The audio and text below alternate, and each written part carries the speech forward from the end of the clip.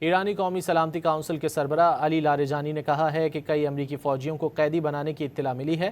علی Larijani نے x پر جاری بیان میں کہا کہ انہیں یہ اطلاع دی گئی ہے کہ کئی امریکی فوجیوں کو قیدی بنا لیا گیا ہے، لیکن امریکیوں کا دعویٰ ہے کہ وہ کارروائی میں مارے گئے۔ انہوں نے کہا کہ امریکیوں کی کوششوں کے باوجود سچائی ایسی نہیں ہے جسے وہ زیادہ دیر تک چھپا سکیں۔ دوسری جانب امریکی سینٹرل کمانڈ نے کسی بھی فوجی کو قید یا یرغمال بنائے جانے کی تردید کر دی ہے۔